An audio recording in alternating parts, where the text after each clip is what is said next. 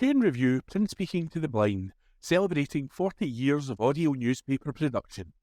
Welcome to this week's edition of the Kirkintilloch Herald podcast, recorded at the Bishopbriggs Media Centre by our amazing volunteers. You can get in touch with us via Facebook, Twitter or Instagram using @QuenReview. That is @CuendReview.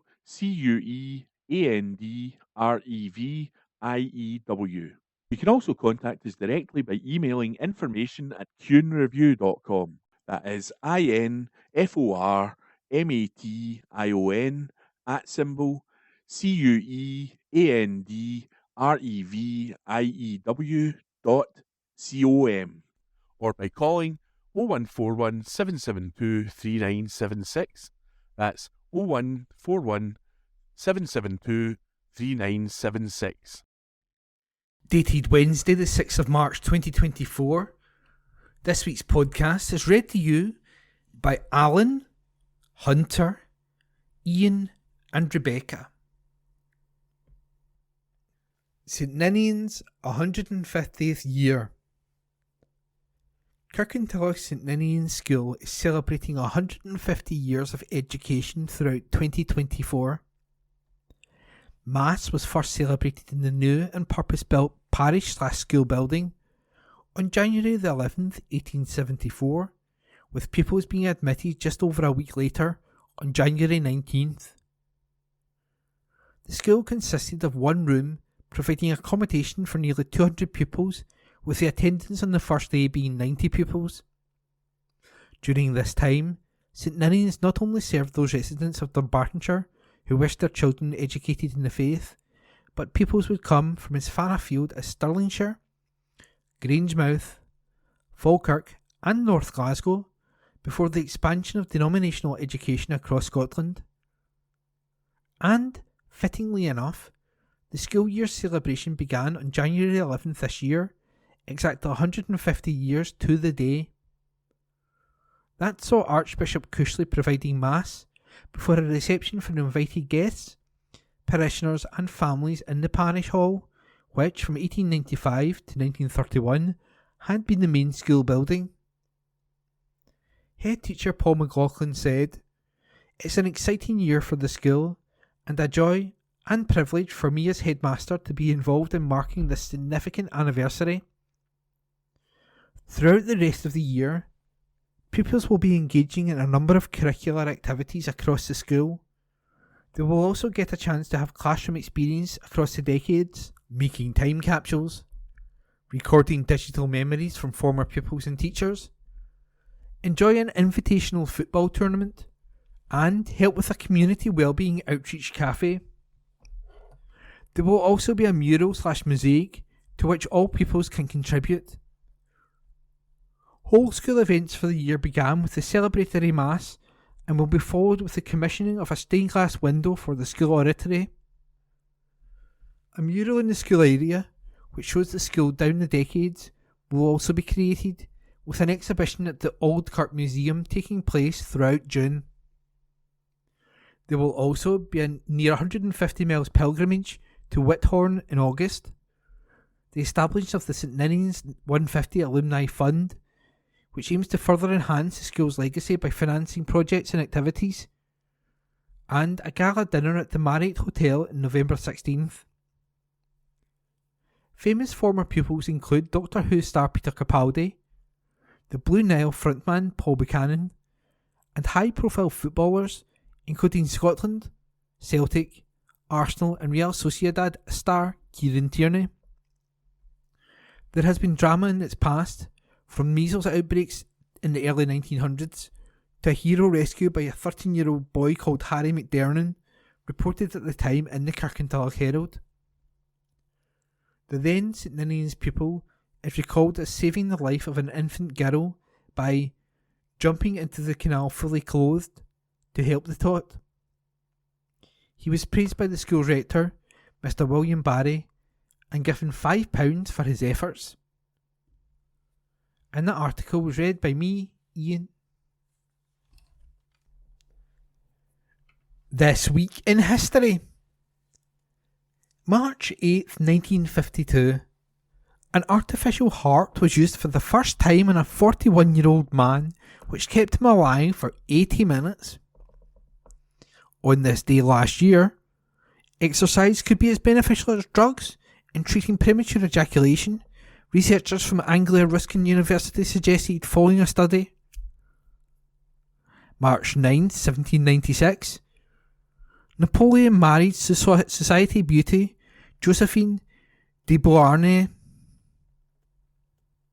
On this day last year, Mystic Meg, the astrologer who first became famous for predicting winners in the televised National Lottery draw in the 90s, died aged 80. March 10th, 1914. The Rope Venus by Velázquez in London's National Gallery was damaged by suffragettes. March 11th, 1981. Sir Maurice Oldfield, British intelligence chief considered to be model for Ian Fleming's M in the Bond novels, died. March 12, 1941. The original incident used in Compton Mackenzie's Whisky Galore occurred in the Hebrides when a cargo ship ran aground with her holds full of whisky. Islanders hid the 250,000 bottles from custom officers. On this day last year, veteran broadcaster Sir David Attenborough warned that nature is in crisis and urged people to unite behind action to save it. Firefighters on the ball with teams. Firefighters from East Dunbartonshire recently shared CPR training and defibrillator guidance with Rangers and Celtic B team players and coaches. Scottish Fire and Rescue Service visited the training grounds of Rangers and Celtic to pass on vital CPR techniques to players from each club's B team. Players and coaches were also given live demonstrations of how to operate a defibrillator by the crews from Mulgai, Bishopbriggs and Kirkintilloch community fire stations. Watch Commander Chris Spence helped to facilitate the awareness sessions. He said, "This was an excellent opportunity for us to help shine a spotlight on the importance of learning some life-saving skills and techniques. Our crews regularly take part in CPR and defibrillator awareness events involving young people within schools and community groups, so this was a really positive way of furthering our efforts." Both Rangers and Celtic were very supportive, and I would like to thank them for their assistance. The feedback has all been very positive. Cardiopulmonary resuscitation, CPR, is a life-saving procedure performed when someone is in cardiac arrest. It helps to pump blood and oxygen around a person's body when their heart can't. Chris Milne, head of Rangers Academy Medical Services, said, "We were delighted to welcome the SFRS to the Rangers Training Centre to deliver CPR training to our B team. It is a valuable life skill for our young players to possess, with the initiative equipping them with the necessary skills for situations which they may encounter at any point in their professional careers. The high-profile incidents which have occurred in recent years have brought the issue into focus, and it's vitally important that our players understand how best to react in situations where they could save a life." Stephen McManus, Celtic's B team coach, added, "The CPR training we have undertaken was really powerful and enlightening both to our young players and the coaches involved, and something we all agreed will be really useful to us going forward. As we have seen on so many occasions in the context of football at all levels, serious incidents and emergencies can happen at any time, and it is vital, therefore, that our young players are armed with knowledge and skills to make a difference. Ultimately, handling a situation in the right way can be the difference between life and death, so the importance of this training cannot be underestimated. We sincerely thank the Scottish Fire and Rescue Service for their support and expertise. Please visit Save a Life for Scotland to learn more about CPR awareness and to learn vital skills." Read by Alan Todd. Green and Grey exhibition is now on at the Old Kirk. When you think of post-industrial sites, you don't tend to associate them with thriving plants, wildlife and unexpected bursts of colour. But they've proven to be a fertile ground for artist Thomas Wilson, who has created an exhibition for the Old Kirk Museum in Kirkintilloch. Thomas Wilson, The Green and Grey, is on from the 2nd of March to the 18th of April 2024 featuring a mix of atmospheric paintings and drawings.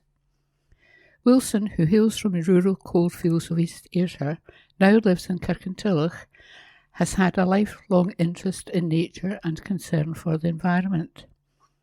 He said, "I believe derelict post-industrial sites speak volumes about our attitudes to the environment, life, and our exploitation of natural resources. We all know we need to make significant changes to our thinking nationally, globally, and personally towards the environment and the other non-human life forms living on it. I hope my work can play a part in creating a greater sensitivity to this life."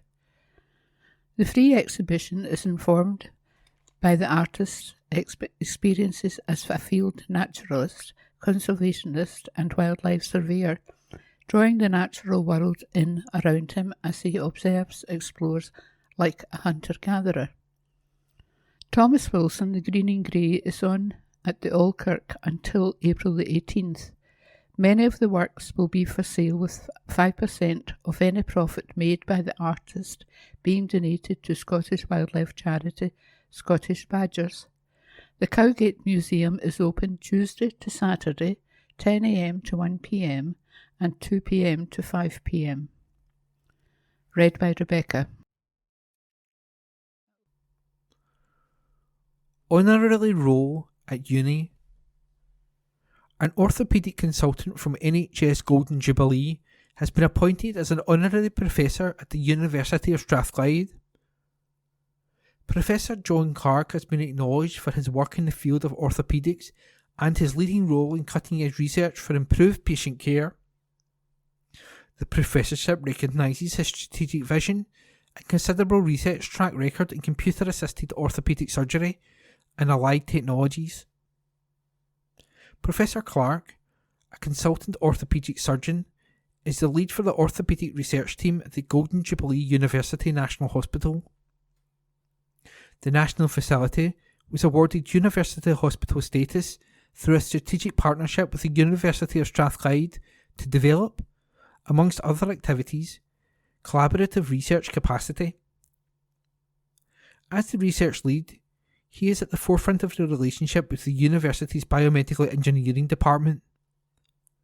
Professor Clark said, "The Golden Jubilee University National Hospital, in conjunction with the University of Strathclyde, has enabled me to fulfil my ambition of pursuing an academic consultant career whilst remaining in the west of Scotland.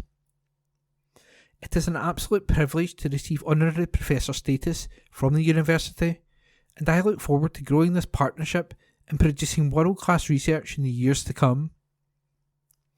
The Golden Jubilee University National Hospital provides person-centred, high-quality care to patients from across Scotland and has a well-established and highly supported research infrastructure which creates an ideal environment for research to flourish. Within the strategic partnership, NHS Golden Jubilee works with the University of Strathclyde to develop sustainable, innovative and practical solutions to health and social care challenges that will directly benefit NHS Scotland's patients and workforce for years to come. Through collaborative research and innovation, both organisations will strengthen their research portfolio and create highly efficient models for knowledge exchange and support teaching to deliver the workforce of the future. The University of Strathclyde's Dr. Phil Ritchie's reader in biomedical engineering, who nominated Professor Clark for the prestigious post, said, "John is well known and well respected amongst other orthopaedic departments in Glasgow, Scotland and the wider UK for his considerable research track record in robotic surgery and allied technologies. We expect this appointment to generate a gravitational pull for collaborative activity from a national perspective, as well as from the global orthopaedic surgical community. I believe John's strategic vision in orthopaedics could help create additional connections between the university and NHS Golden Jubilee in other areas, such as cardiovascular and ophthalmology, and we will be seeking his support and drive in creating and capitalising on emerging opportunities." Chris Gee, consultant orthopaedic surgeon and Associate Medical Director for National Elective Services at the NHS Golden Jubilee, said, "John has been instrumental in developing research within orthopaedics at NHS Golden Jubilee, and this honorary professorship is extremely well deserved." Carer is up for award. Local man Tinish Mutor has been shortlisted for a Care Professional of the Year award for his commitment to supporting older people in the community. The annual award, run by home care company Home Instead, recognises its care professionals across the country who are providing exceptional home care and making a significant difference to the lives of their clients. Tinash was selected as a finalist from a pool of 250 offices and 14,000 staff across the UK. Having always been passionate about caring for others, Tinash previously worked as a youth counsellor, supporting people with HIV and AIDS in adolescent education, and after his grandfather became unwell and was diagnosed with dementia, Tinash became his primary carer. Knowing that he had it within him to care for more people, Tinash began his career journey with Home Instead Glasgow North in 2023 and began making it possible for older people in the area to receive the care they required and stay living in their beloved homes. Tinash commented, "It's an honour to be nominated for this award out of thousands of care professionals nationwide. I work in a care role because I want to give back to the community, educate people and give people the dignity they deserve, but mostly I do it because I simply love the job." Owner of Home Instead Glasgow North, Suhal Rahman, nominated Tinash for the award after he consistently demonstrated compassion and outstanding care for a client with motor neuron disease.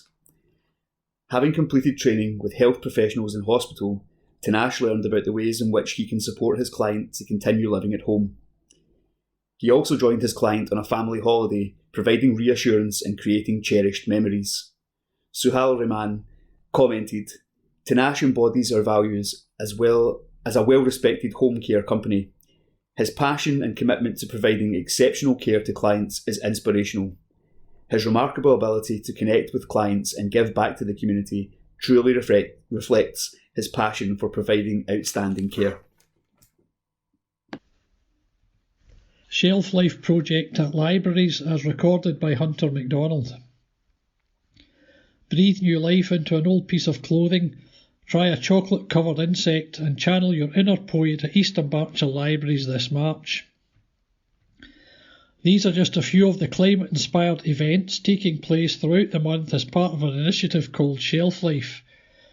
Funded by the Scottish Library and Information Council, the Shelf Life initiative aims to raise awareness of issues such as recycling, sustainability and climate change. Events will include workshops supporting upcycling, repair and traditional skills, and author and artist events featuring climate-themed text to generate engaging conversation. With a host of events taking place at William Patrick, Bishopbriggs, Lennoxton and Westerton libraries, there are plenty of chances to get involved and try your hand at new skills. Events are free, but you must book your place. For full listings, visit event.co.uk/cc/shelf-life-2024-3094859. Lib Dems respond to tax freeze walkout criticism. Eastern Bartonshire Council has accepted money from the Scottish Government in exchange for a freeze on council tax. We told you last week of the Council's intentions to freeze the tax, with the SNP party taking a pop shot at the Liberal Democrat group over their decision to walk out of the budget meeting. The move to freeze the tax has now been confirmed, with Holyrood offering the authority £3.2 million to help fund the freeze. Eastern Bartonshire ranks in the middle of Scottish councils with annual tax rates currently ranging from £943.77 for Band A to £3,466.37 in Band B, with the Band D average at £1,415.66.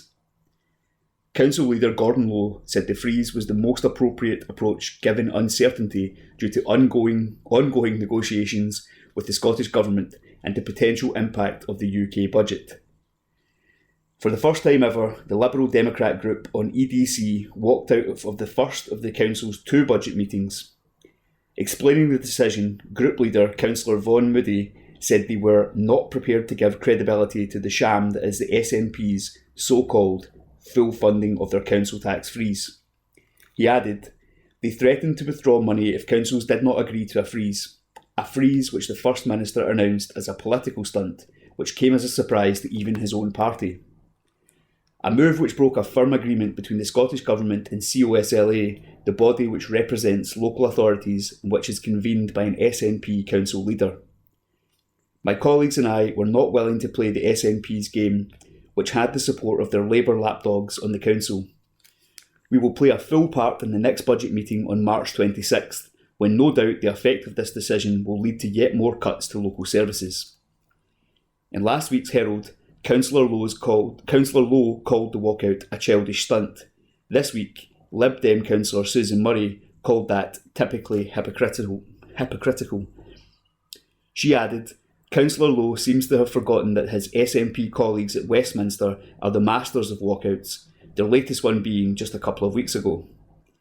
And going by the social media backlash to MP Amy Callaghan's claim that the SNP is acting in the best interests of the people of East Dunbartonshire, it is clear that local residents can also see through her party's actions.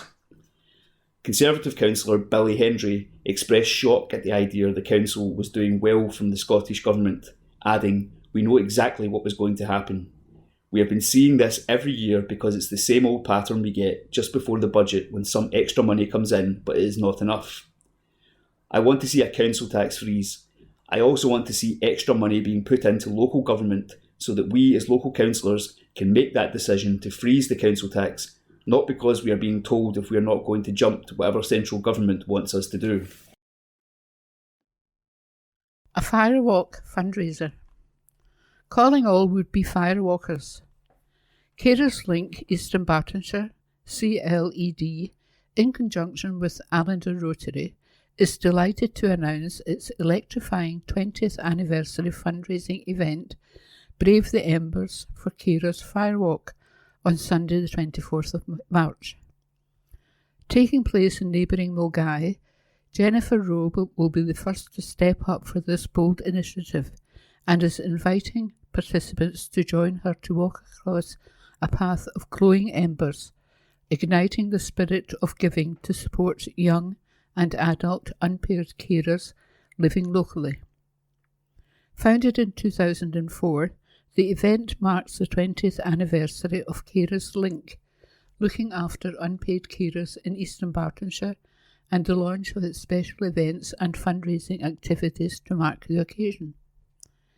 Now in its 20th year, CLED is supporting around 1,500 carers in the local community each year and provides a range of crucial services ranging from information and practical support to one-to-one support and carer supports groups.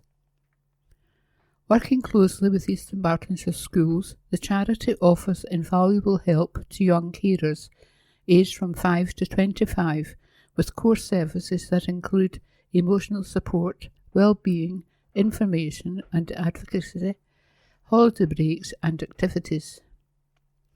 Jennifer Rowe, Chief Executive Officer of CLCD, said, Our firewalk promises an extraordinary experience that not only challenges participants but also ignites a flame of compassion for young and adult carers.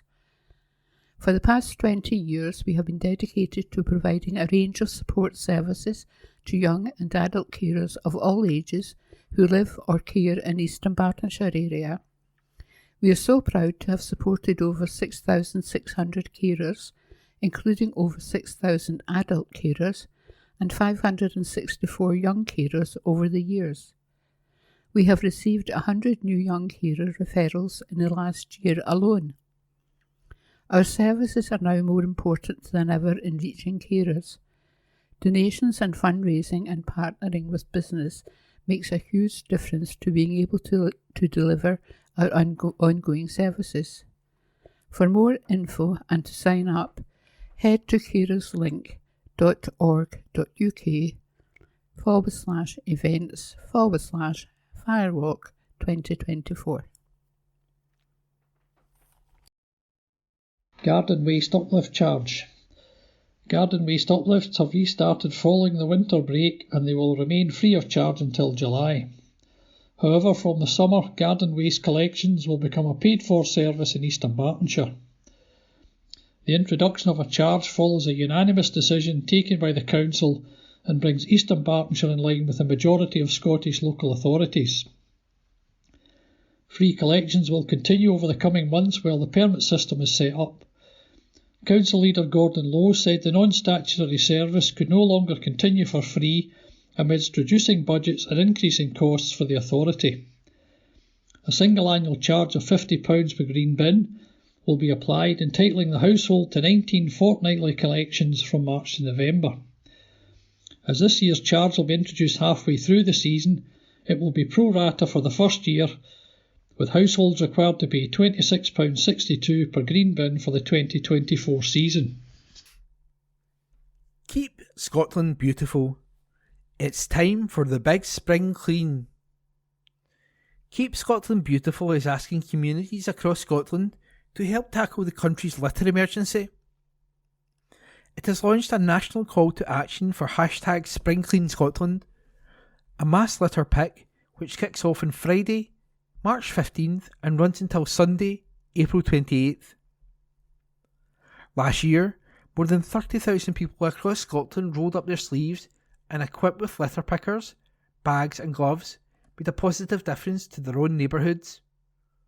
This year, Keep Scotland Beautiful is urging even more people to get involved and contribute to an even bigger national response.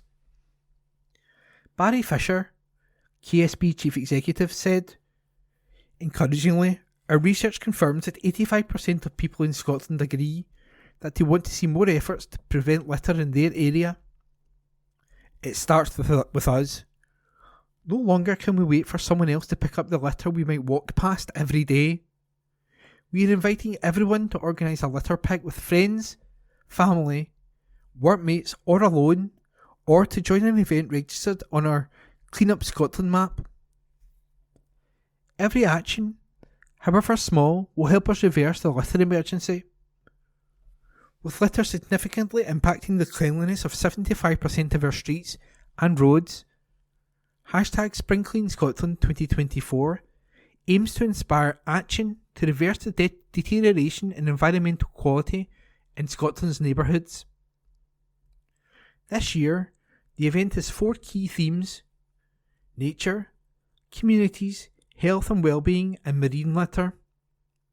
Just half an hour of picking up litter and disposing of it safely can help an area look cleaner and feel safer. Evidence also shows it prevents more litter being dropped. And 89% of those who took part in last year's hashtag Spring Clean Scotland said going outdoors to a litter pick also helped them relax and unwind. Among their number was Mike Scotland, organiser of one of the biggest ever litter pick events in Aberdeen.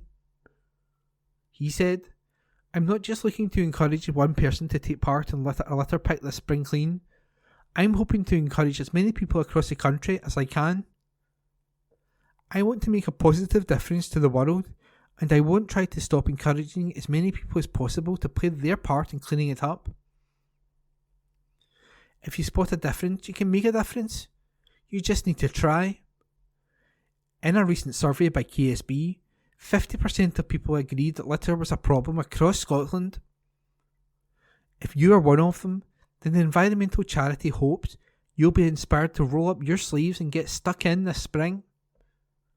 For access to tools and resources or to register an event in your area, visit www.keepscotlandbeautiful.org/springclean. And to learn more about the National Litter and Fly Tipping Strategy, which sets out a refreshed approach to tackling litter and fly tipping, and how you can get involved, visit www.keepscotlandbeautiful.org/litter. League of Their Own. Young people across Scotland are being encouraged to once again compete for clean-up glory. Keep Scotland Beautiful's Litter League is returning as part of its annual Spring Clean. Last year's inaugural league saw more than 100 youth-led competition events take place across 23 local authorities. There are 7 awards to be won as young people compete to be Litter League winners. Barry Fisher said, "It is a perfect way to get young people of all ages involved in keeping Scotland beautiful, and, with some huge bragging rights, we can't wait to celebrate our 2024 League champions." A League info pack is available on the website. New scheme to breathe life into ownerless sites. A new scheme will empower communities across Scotland to take over ownerless land and buildings, providing community assets where they are needed most.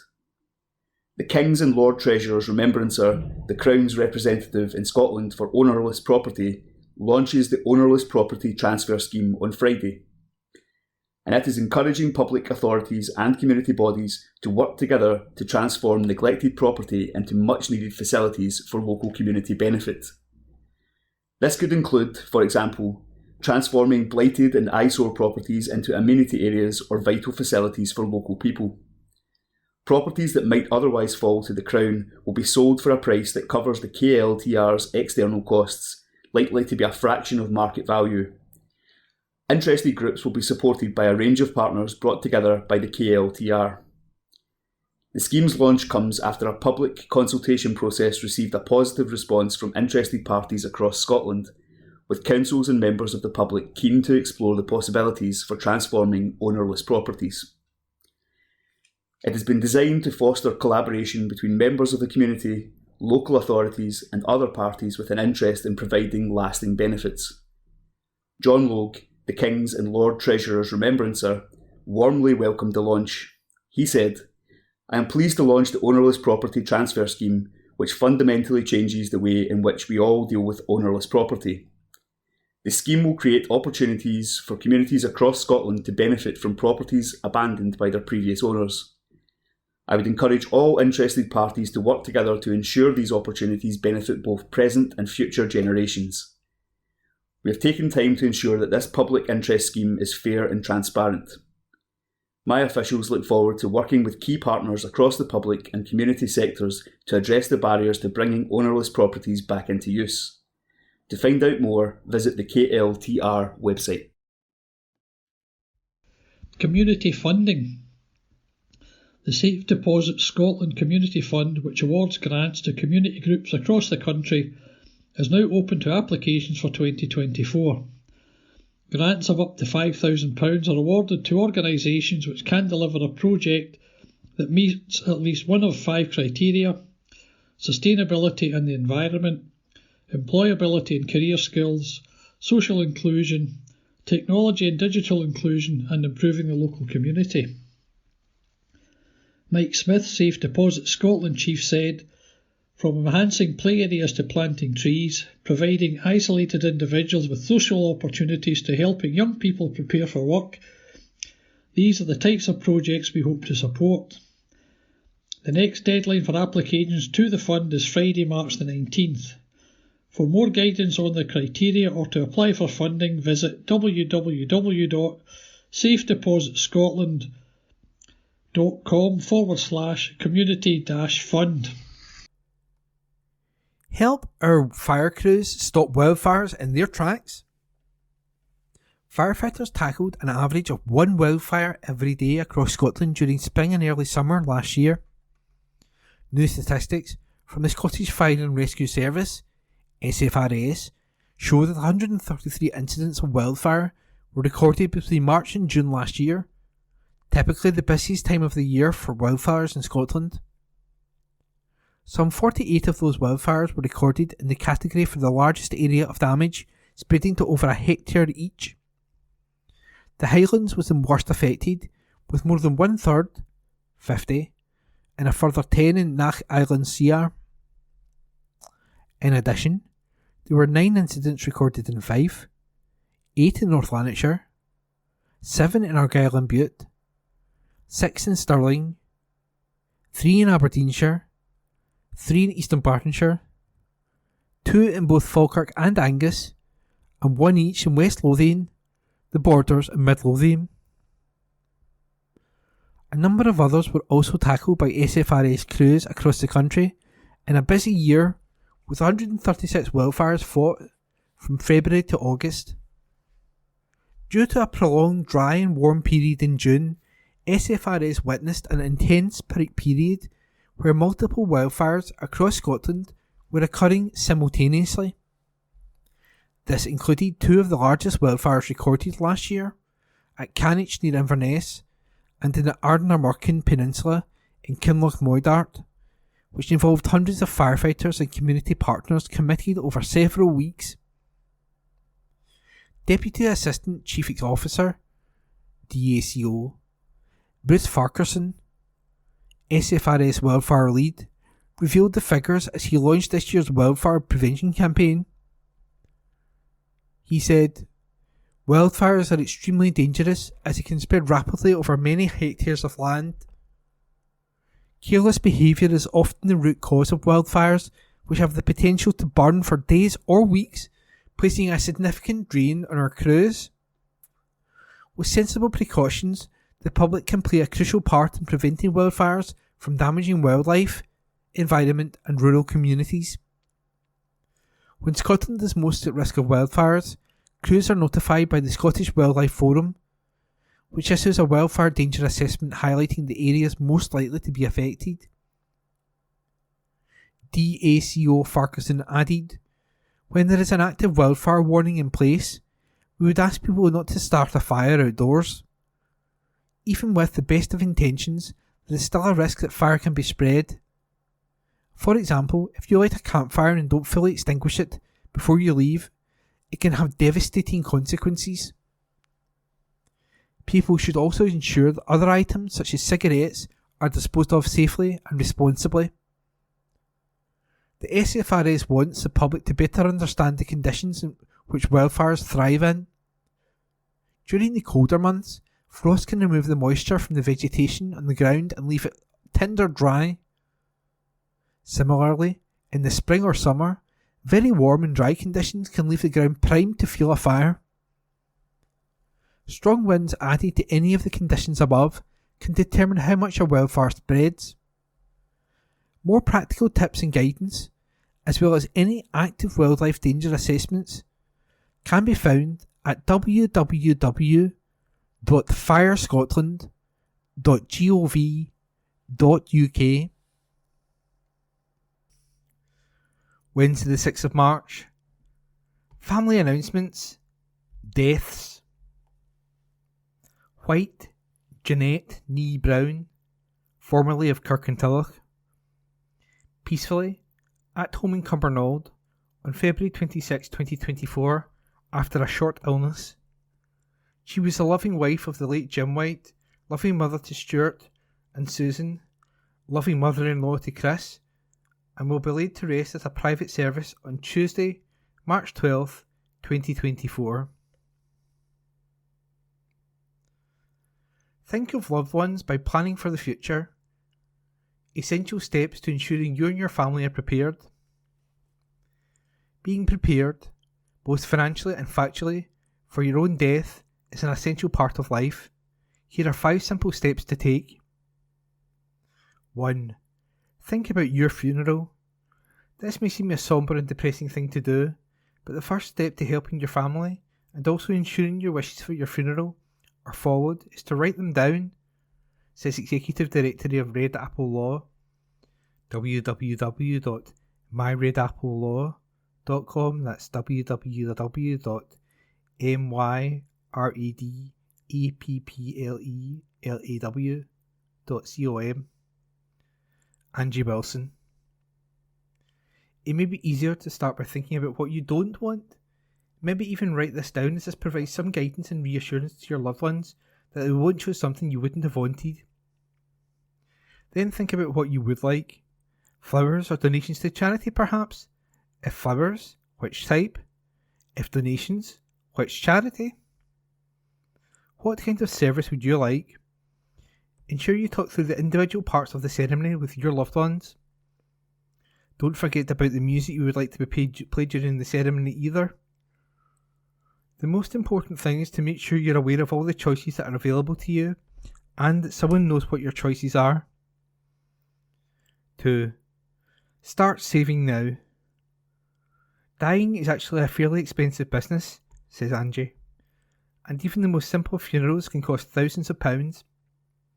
So what can you do about this? The short answer is not much, but you can be aware of it and start planning now. There are a few options, from putting money into a high interest savings account to a later years type life insurance plan or a prepaid funeral plan. Although any steps you may have taken along these lines will help, you must be aware of any shortfalls. With the sharp rises seen year on year, how can you possibly know how much to save and for how long? How much is enough? If you have a prepaid funeral plan, you're fully covered though, aren't you? Sadly, not necessarily. If you have purchased a prepaid funeral plan, you may have paid for this in one go. You may have paid a deposit and be paying monthly instalments for a set period of time, or you may be paying subscription style payments. Regardless of how you are paying, I urge you to check one thing. How much of your disbursements, such as doctor certificates, flowers, newspaper notices, etc. are included/covered by your plan? 3. Ensure you're insured. We've all seen the adverts and giving fleeting thoughts around what if, and many of us have life insurance in place, so we're okay, right? Says Angie. Maybe so, but when was the last time you checked the suitability of your policy or policies? If your circumstances have changed and you haven't informed your insurance provider, you could well be paying monthly for something you wouldn't actually pay out to your loved ones should you pass away. You owe it to yourself to dig the policy out and check through it, especially the exclusion section, as well as what your provider deems a change of circumstances to include. 4. Pass on your passwords. Okay, so who knows your password for Facebook, Amazon, Twitter, internet banking, your TV subscription accounts, and just about everything else you sign on to online? Other than you? Asks Angie. What happens if no one knows how to access these after you've passed away? The answer is an administrative, cumbersome nightmare, and all this is the worst possible time for your family to be dealing with it. In order to work towards your hard-earned cash not becoming part of a forgotten account, what can you do? One solution is a digital asset vault, essentially a digital filing cabinet where you can store passwords, important documents and other sensitive pieces of information all together in one place.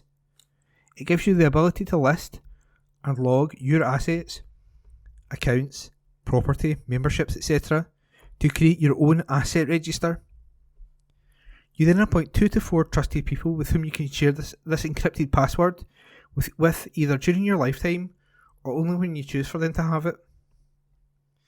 If you do come across one of these digital asset vaults, make sure you check its security capabilities, which should be at least bank level, military grade where possible. 5. Where there's a will. How many people have suggested you should make a will? Probably many people over the years, but in my experience people leave it around 10 years before actually getting a will made, says Angie. Essentially, until your will is signed and your signature has been witnessed, this is termed as the attestation of the will, your will is simply a piece of paper upon which your wishes are written, what goes where, in what share, to who, etc.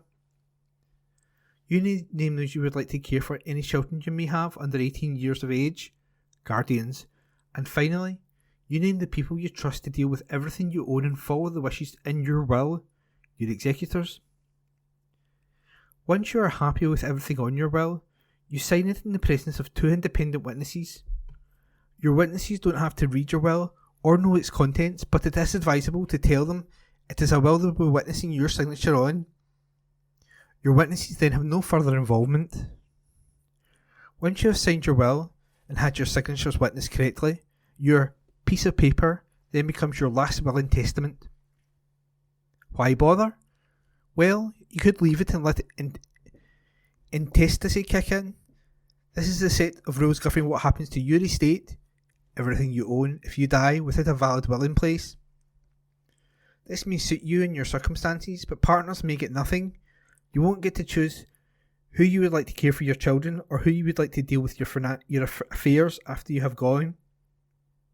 Worst of all, if you have no relatives, your estate goes to the Crown. truly disturbing picture of online child sex abuse. The number of child sexual abuse images offences recorded by Police Scotland were at a record high last year. A total of 765 offences where child abuse images were collected and distributed were logged in 2022-23, according to Police Scotland data, up by 15% from the previous year. Since 2017-18, when the National Society for the Prevention of Cruelty to Children first called for social media regulation, a total of 3,877 crimes have been recorded while children and families have waited for online safety laws. The charity said the figures show the need for swift and ambitious action by tech companies to address what is currently happening on their platforms. It is also calling for Ofcom to significantly strengthen its approach to tackling child sexual abuse through effective enforcement of the Online Safety Act. A consultation into Ofcom's first codes for companies to adopt to disrupt child sexual abuse on their platforms closed last week. The NSPCC want these measures introduced without delay, but has urged Ofcom to begin work on a second version of the codes that will require companies to go much further. The charity believes companies should be required to use technology that can help identify and tackle grooming, sextortion, and new child abuse images. It also wants tougher measures for private messaging services to make child protection a priority, including in end-to-end encrypted environments. The NSPCC warned that Meta's rollout of end-to-end encryption on Facebook and Instagram will prevent authorities from identifying offenders and safeguarding victims. The charity wants plans paused until Meta can prove child safety will not be compromised and has urged parties to find a balance between the safety and privacy of all users, including children. It said a further rollout should be delayed until Ofcom can study Meta's risk assessment as part of the new regulatory regime.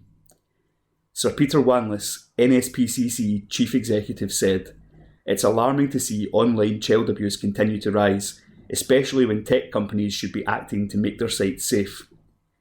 Behind these crimes are children who have been targeted by adults who are able to organise and share sexual abuse with other offenders seamlessly across social media and messaging apps. The Online Safety Act sets out robust measures to make children fundamentally safer on the sites and apps they use so they can enjoy a healthy online experience. Ofcom has been quick off the blocks but must act with greater ambition to ensure firms prioritise child safety."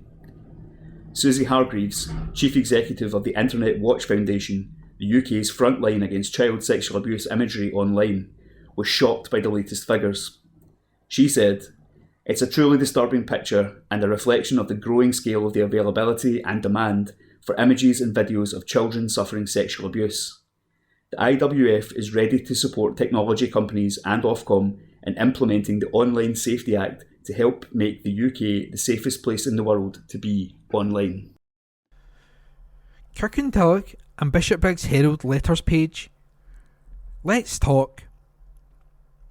Please send your letters via email to kirkyherald@jnscotland.co.uk. That's KIRKYHERALD@jnscotland.co.uk and write letters in the subject field. Please keep letters to a maximum of 300 words. Letters cannot be published without a name and postal address. Also include a daytime phone number if possible. We reserve the right to edit any letter. Give it up, Holyrood. Foreign aid is handled by Westminster. Sir, so the SNP is spending more of the money which should be spent on Scottish needs and foreign aid, this time to Malawi. 2 charities working there will receive a further £500,000, while we who pay taxes to this SNP government are getting less and less. While Malawi might need money, foreign aid is part of the role of the UK government. So the next time the SNP say they don't have enough money from the UK to fund schools, roads, education, health, etc., ask them how much they gave away in foreign aid. Yours, etc. Elizabeth Hands. Address supplied. The Scottish Government should be applauded for its record. Sir, last week we had the Scottish Parliament's crucial vote on the SNP presented Scottish budget, and a few questions arose during the debate in Holyrood. First, there was no alternative budget presented by either of the opposition parties, only criticism. There was no acknowledgement from opposition parties of the groundbreaking Scottish child payment of £25 per week for eligible children under 16, tackling child poverty head on, assisting in each of 327,000 households. No acknowledgement from the opposition parties of the Scottish Government's initiative in assisting the younger generation, with no tuition fees for further education and free bus travel for the under 22s. And no acknowledgement from opposition parties regarding our nurses being the best paid anywhere in the UK, and no NHS strikes in Scotland. Regarding the opposition's disapproval of the Scottish Government's budget, it may be worth reiterating it included a council tax freeze, something that has not been unanimously accepted by councils, with Argyll and Bute, Lib Dem/Tory coalition, imposing a 10% increase. The Scottish Government is to be applauded for their record on addressing poverty and assisting the most vulnerable in society, with more mitigating measures in this year's now approved budget. Yours, etc., Katrina C. Clark, by email. Downing Street money tree suddenly blossoms for MP security. Sir, hands up. Who has been fertilising the Downing Street money tree? £31 million found rather rapidly, all to private security company, to enhance security for MPs. I just can't help wondering which MP's son/daughter/spouse will turn out to have a hand on the tiller of the receiving company. Just think how much comfort approximately £31,000 per head could bring as a down payment in the reparation for the 1,000 or so postmasters, wondering if settlement would precede their demise, as so many have already died waiting for the compensation due to them following the PO Horizon software debacle. Yours, etc., Neil Robertson, by email. Gaza apology. Scotland has to leave corrupted, toxic union. Sir, thoughtful it may have been for whom you have to say he is deeply sorry that the people of Gaza have been let down. He really cannot apologise for what has been done by others. He cannot apologise on behalf of those in power or multinational institutions that were meant to protect Gaza. Many Scots have done what we can, either through our elected representatives, noting especially the SNP ceasefire motion calling out Israel's action as collective punishment that was blocked at Westminster, or by protesting on the streets, or in other ways in the face of oppression from the British state, while others have been bravely active in trying to bring aid to Gaza. The First Minister is not in a position to exert any substantial influence on the Middle East. If he's truly sorry, he must get Scotland out of the corrupted, toxic union that calls Israel's attempted genocide self-defence. Only then can Scots make a more meaningful stand against the criminal actions of the State of Israel. Yours, etc., Nee Holmes, by email. Ipso Regulated. This newspaper and its website is a member of the Independent Press Standards Organisation, the regulatory body for the press, and abide by its code of conduct. If you have a complaint about editorial content which relates to inaccuracy or intrusion, then contact the editor. If you remain dissatisfied with the response provided, then you can contact Ipso at Gatehouse, 1 Farringdon Street, London, EC4M 7LG. Telephone 0300 123 2220, or email inquiries@ipso.co.uk. A spotlight on ovarian cancer. Target ovarian cancer is determined to dispel common myths about ovarian cancer, as a continued lack of awareness could have serious implications for women's health. The charity is using Ovarian Cancer Awareness Month this March to raise awareness. According to the charity, 4 in 10 women commonly believe that cervical screening can detect ovarian cancer, which it does not, and the symptoms of ovarian cancer, persistent bloating, abdominal pain, needing to wee more often and feeling full quickly, continue to be put down to other conditions such as the menopause or IBS. Ovarian cancer is the 6th most common cause of cancer deaths among women in the UK, and more needs to be done to ensure women are diagnosed early to save lives. Awareness and understanding of the symptoms is imperative to this. Helen Dickens, at Target Ovarian Cancer Deputy Chief Executive, said, "Although progress has been made over the years, we need to see it accelerated. A woman diagnosed at the earliest possible opportunity has a better chance of surviving this devastating disease."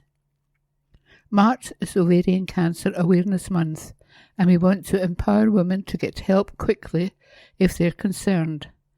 It starts with knowing the main symptoms: persistent bloating, abdominal pain, needing to wee more often and feeling full quickly. Research by Target Ovarian Cancer shows awareness of the disease remain concerningly low and misconceptions prevail. This can lead to a delayed diagnosis when the disease is harder to treat. Dr. Sharon Tate, Target Ovarian Cancer Head of Primary Care Engagement, said, "We need to be clear that ovarian cancer can be caught early if the knowledge is there.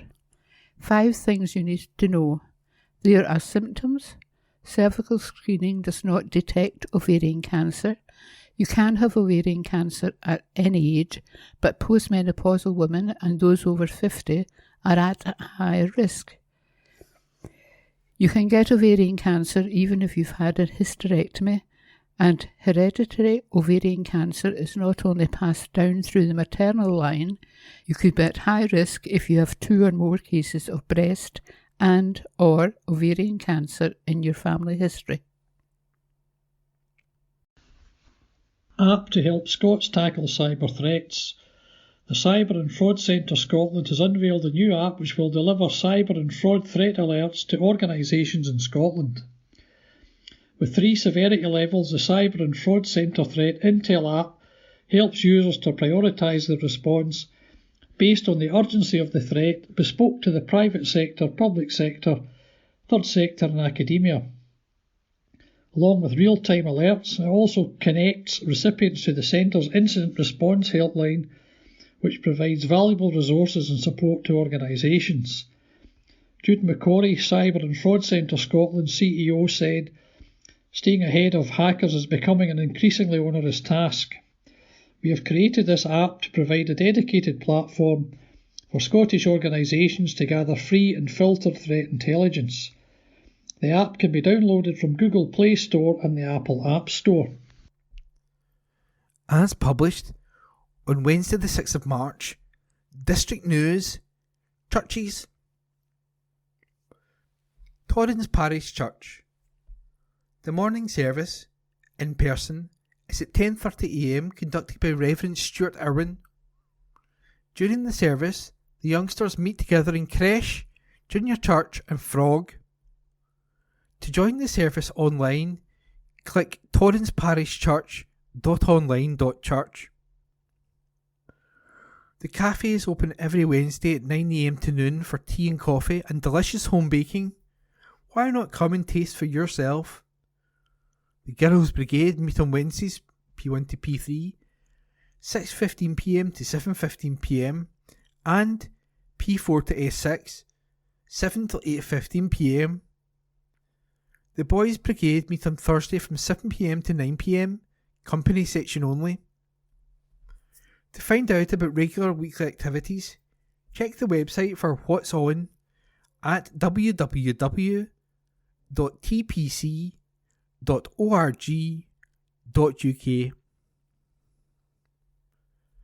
Kirkintilloch Church of God at Regent Hall, Regent Street on Wednesday. Our coffee corner is open from noon to 2 p.m. for home baking and coffee.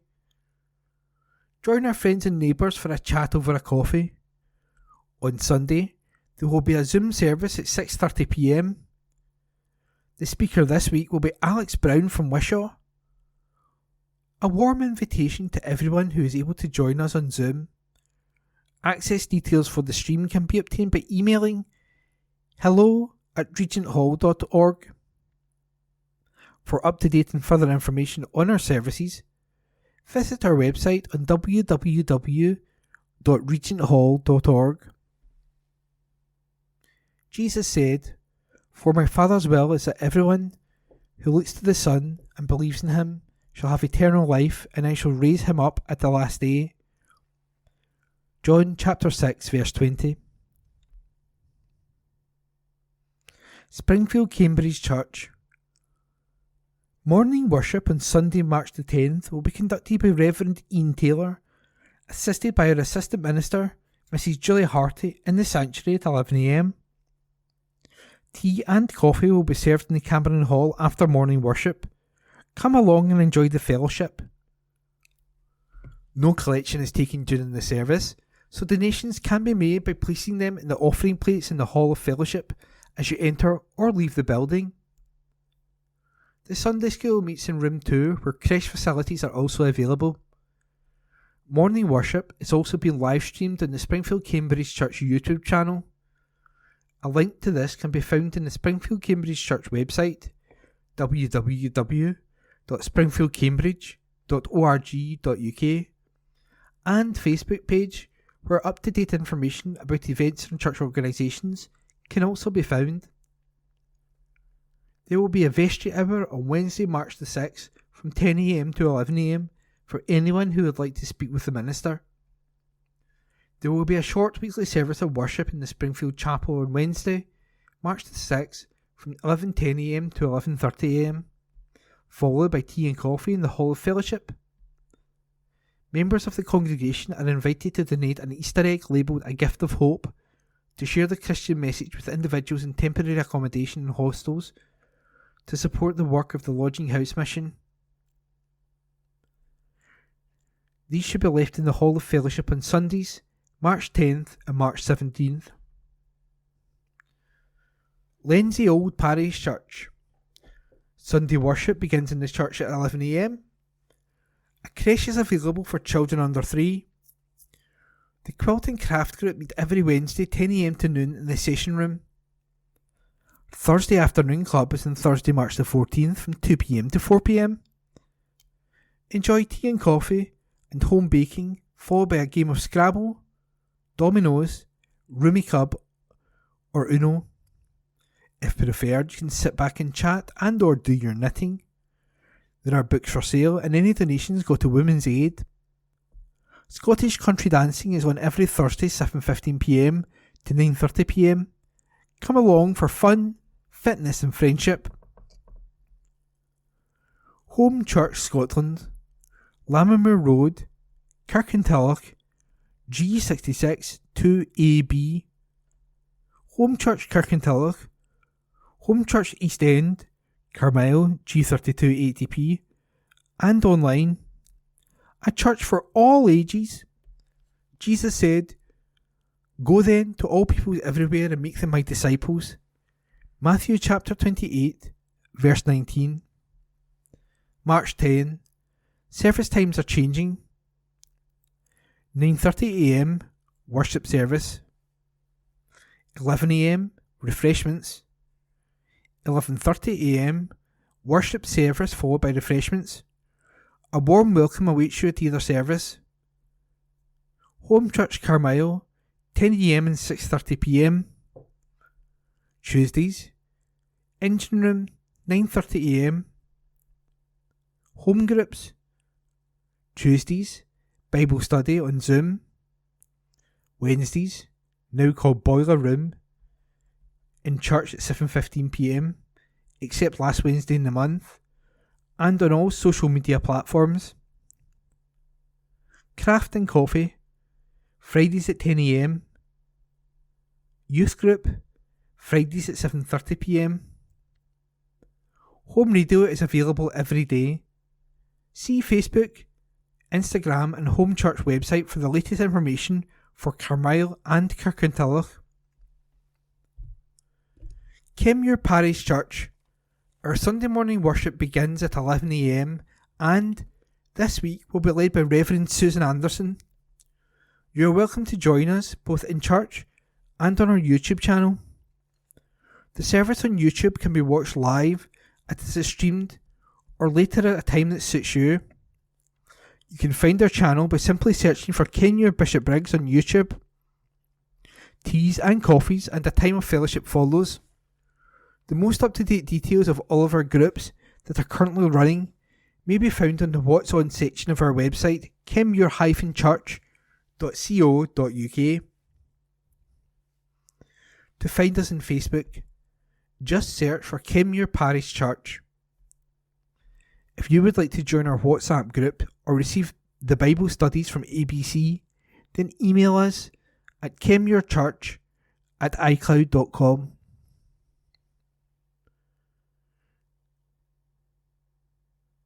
Lindsay Union Parish Church. We celebrate 2 baptisms during the Sunday service on March the 10th at 11 a.m, led by Reverend Dan Carmichael.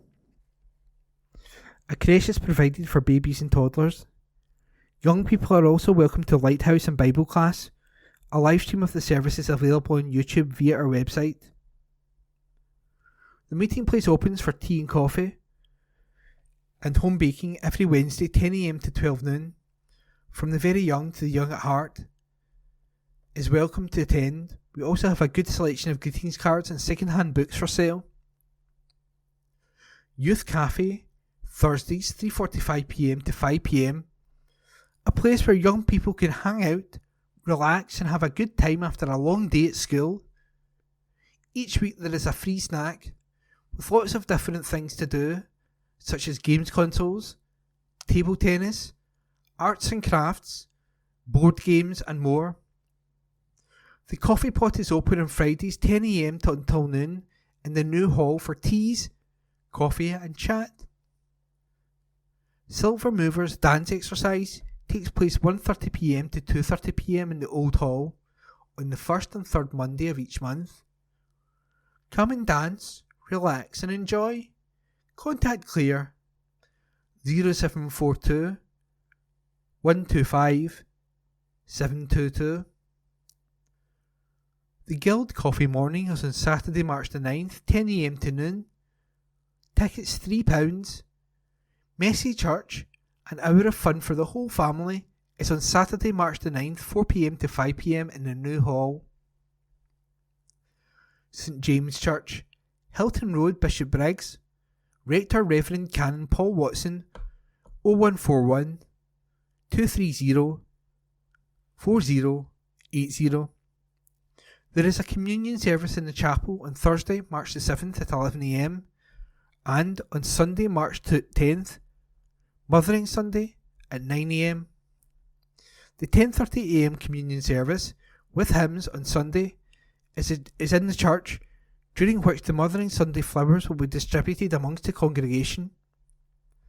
Everyone is welcome to come along to any of these services. Do stay on for tea and coffee and fellowship afterwards. On Tuesday, March 12th at 1 p.m, there is a Tuesday club lunch with a talk by Professor James Parrott, retired from Strathclyde University.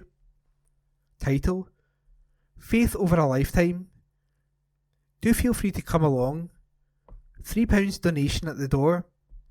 You will be most welcome to join us. There are also other virtual services and groups. For up-to-date and further information, refer to our social media. Facebook, St James the Less Bishopbriggs.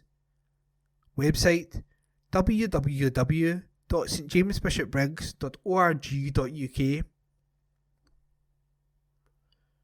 Milton of Campsie Parish Church. Cafe Connect is on Tuesday morning at 9:30 a.m. On Wednesday at 7 p.m, we meet for time to pray at the Eric Liddell. Come when you can, leave when you must. On Thursday, March 7th, you're invited to a fair fashion evening. We all use textiles on a daily basis. Within the church, we are lucky enough to have the rehoming project for items that are still in good order. But what do you do with the items that are past their best? The socks with holes, the jumpers with frayed edges, the bed sheets that have gone bobbly? Or maybe you have a favourite item that needs a repair but don't know where to start. This event will help us all understand how best to look after, repair, upcycle or recycle our clothes and household textiles. Please bring a garment with you that you want to talk about, perhaps because you want to get rid of it but don't know how, or because it needs repaired / or you have repaired it and want to share. We meet for worship on Sunday, March 10th at 11 a.m. All the children and youth groups meet as normal. The theme is Jesus Saves. Please send us a photo of yourself with the words Jesus Saves. Our charity of the month is SU Holiday Camps, Baby and Toddler Group, Hobbies Club and Badminton meet on Monday. St Mary's Parish Church. The service on Sunday, March the 10th will take place at 11 a.m. and be led by the Reverend Ruth Morrison. There will be age-suitable activities in the church halls during the service.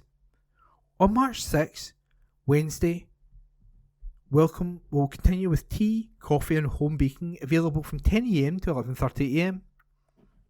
This will be followed by a short service. On Wednesday, March 6th, our monthly open doors will take place.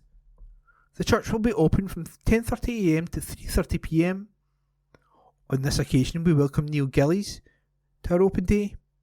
He was a flautist in the BBC Symphony Orchestra, Scottish Ballet and the Scottish Chamber Orchestra, and he will be playing a selection of well-known pieces of music beginning at 12:45 p.m. A light lunch will be available from 12:45 p.m. to 2 p.m. On Saturday, March 23rd, the Kirkintilloch Male Voice Choir will be holding their annual concert in St Mary's Parish Church beginning at 7 p.m. Tickets are available from any choir member. Cadder Parish Church. For full details, please see our website www.cadderchurch.org. We look forward to welcoming you this coming Sunday to our morning service. The service today will be led by Reverend John McGregor and Chris Gordon, Probationer Minister. Our music is led by Javi Jose Osendo Malo, MMUS. All are welcome. The services are recorded and are available from the church website. Tea and coffee served after the service. Food Bank.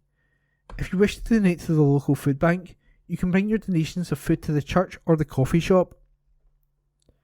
Early Fellowship meets in person in the South Hall Chapel at 9:30 a.m. on Tuesday and Thursday, and also on Zoom. Cadder Lent Journey Reflection, Wednesdays 11:30 a.m. up to Holy Week in the South Hall Chapel. Cadder Coffee Shop, Tuesday, Wednesday, Thursday 10 a.m. to 2 p.m. and Friday 10 to noon. A warm welcome awaits you. Cadder Messy Play, Tuesday and Thursday, South Hall 10:30 a.m. to 11:30 a.m. Guild AGM, Thursday, March 7th. Climate Change Conference, Saturday, March 9th from 10 a.m. to 1 p.m. Cadder Church South Halls. Cadder Holy Week Service, Monday, March 25th from 7 p.m. in Cadder Sanctuary. 92nd Girls Brigade Coffee Morning, Saturday, March 16th from 10 a.m. to noon. Tickets will be on sale soon, priced at £4 per adult. This is our only fundraising event for the company, and your support would be very much appreciated. We only have a few leaders, so if you can help in any way, please contact me on 0141 563 6289 or 079624 436 289. 92nd Glasgow Company, the Girls Brigade, Tuesdays, Explorers, P1 to P3, 6:15 to 7:30 p.m. Juniors, S1 to S6, 7:30pm to 9pm. 212th Boys Brigade, Anchor Boys, P1 to P3, Monday 6pm to 7pm. Junior Section, P4 to 6, Monday 7:15pm to 8:30pm. Company/Senior Section, P7 to S6, Friday 7pm to 9pm. Lodging House Mission, Easter Egg Appeal. LHM are asking for donations of Easter eggs during Lent. Please label each egg a gift of hope, so sharing the Christian message with individuals in temporary accommodation and hostels. Donations can be brought to the church on Sundays, March the 10th and 17th. Thank you for responding to this appeal. Young Kira needs a loving home. Meet Kira, an adorable 4-month-old Belgian Malinois cross with a heart of gold. Kira is a sweet girl who's eager to find her forever home where she can thrive and grow. Despite her young age, Kira has already captured the hearts of everyone she meets with her gentle and affectionate demeanour. She's a super sweet girl who loves nothing more than being by your side, whether it's cuddling up on the sofa or exploring the great outdoors. Kira may be able to live with another friendly dog of similar size, providing her with companionship and playtime. If you could provide a home for Kira or any of the 40 dogs available for rehoming, contact us on 01506 873 459. Holyrood View, Local Community Keeps Scotland Beautiful by Rona Mackay, MSP. Helping to protect the environment is never far from our minds these days, and we have a wonderful community in the Strathkelvin and Bearsden constituency who continually rise to the challenge. Huge congratulations to the team at Bishopbriggs Fire Station, who finished top in Scotland in the Firefighters Charity nationwide Bag It and Bin It campaign. The local station collected an amazing 3,280 kilograms, 3.2 tonnes, of clothing at their on-site recycling bank during January, which helped raise £800 for the charity. The creative pupils at Torrens Primary School must also be congratulated for their endeavours for the environment. The talented young people triumph in a Keep Scotland Beautiful's Stem the Flow competition, winning the award for most innovative solution to tackle marine litter. I was delighted to put forward motions at the Scottish Parliament to commend both on their success. It has been a hectic time in my local constituency this month, with constituents still feeling the full force of the cost of living crisis. Thanks to the UK government's economic incompetence, constituents suffered the worst inflation in a generation last year. Food inflation hit a 45-year high at 19.2%, and, while price rises have slowed, in January they were still 7% higher than a year ago. We are all paying the price for Westminster control. The SNP government is doing its utmost to mitigate Tory failings. That's why the latest Scottish budget is targeting spending to help tackle poverty, grow our economy and protect public services. A freeze on council tax will help overstretched family finances, and there is further assistance through the council tax reduction scheme introduced a decade ago by the SNP.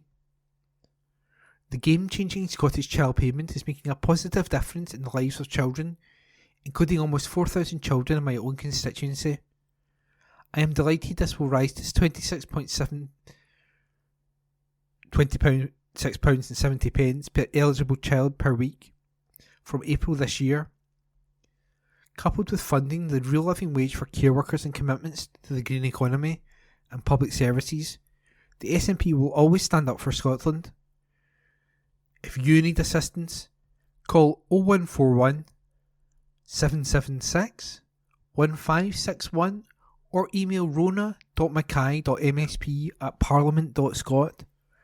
That's RONA.MACKY@parliament.scot.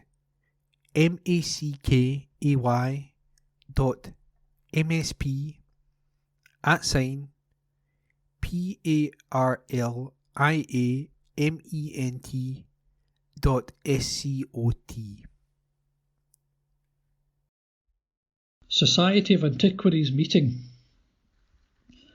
The next meeting of the Kirkintilloch and District Society of Antiquaries will be on Thursday, March the 7th at 7:30 p.m. in the Park Centre, 45 Kerr Street, Kirkintilloch. James Mearns of the Glasgow Archaeological Society will give a presentation on what the Romans did for Glasgow Archaeological Society. This will relate to the history of the Glasgow Archaeological Society, GAS, from its foundation in 1856 to the present day, with particular emphasis on the investigation of sites on the Antonine Wall in the vicinity of Kirkintilloch. Jim was president of the GAS in 2006, and for the last 10 years he has been its archivist and editor of the Scottish Archaeological Journal. Sports section. Speedway.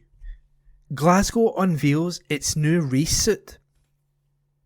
Glasgow Tigers has unveiled its new race suit as the club prepares to defend the Cab Direct Championship title in 2024. In January, a competition was launched for fans to decide what the riders will wear this season, and last month the management voted for Magdalena Riga as the winner. Magdalena and her family visited from Poland to watch a meeting at Ashfield Stadium last year and will be presented with a replica. As well as the normal team branding and sponsors, the race suits also feature a logo on the top label to pay tribute to Supporters Group Committee member Alex Halliburton after she passed away from cancer in November. Tigers co-owner Peter Facena said, "It's a really fresh experience for the riders.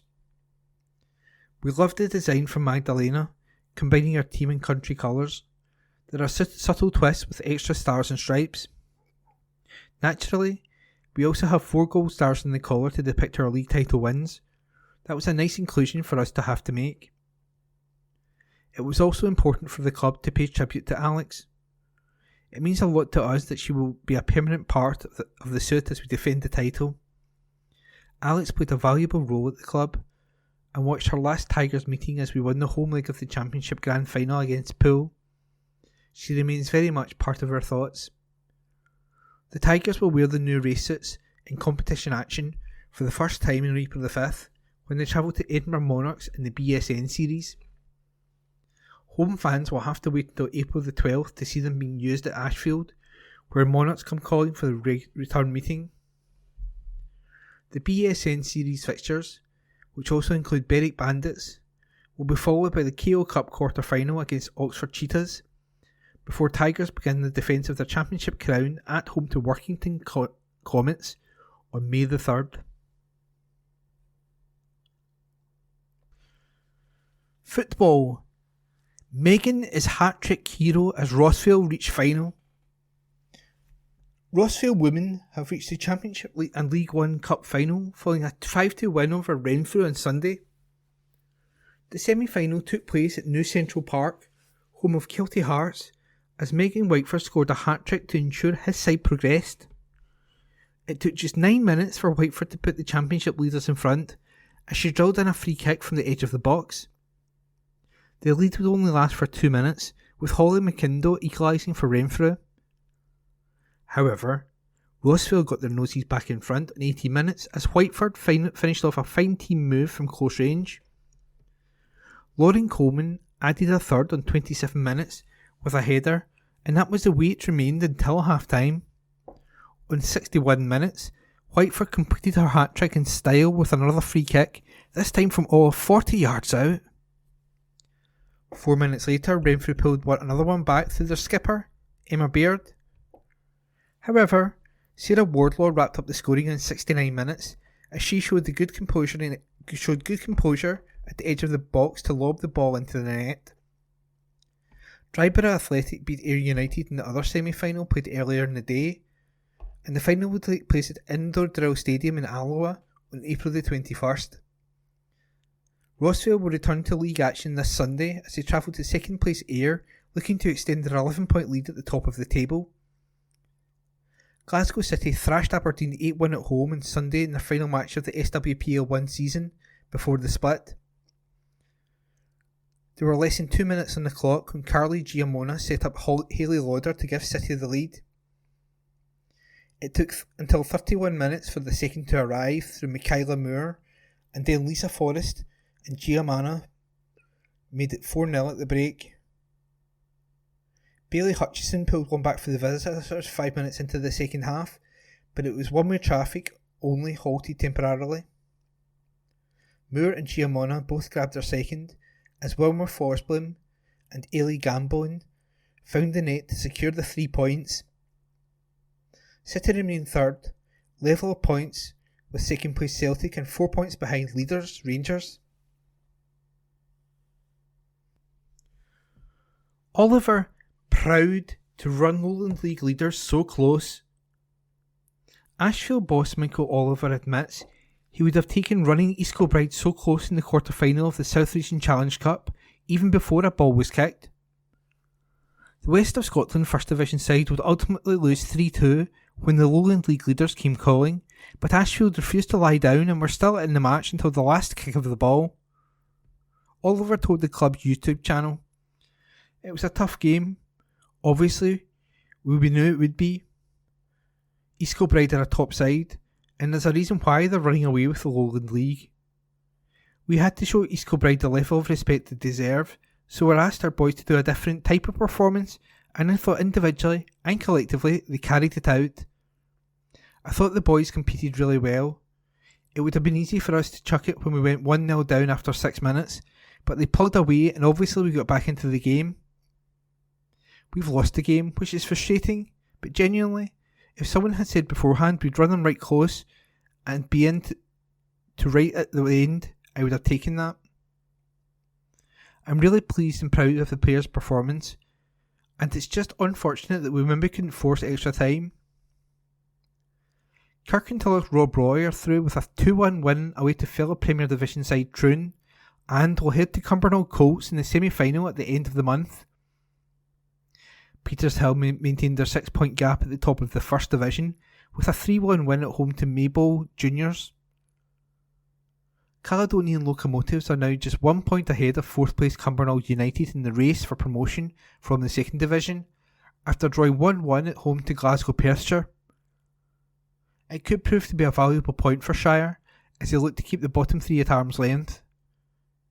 West Park United are still 4 points from safety in the 3rd Division after a 2-0 defeat at home to Irvine Victoria.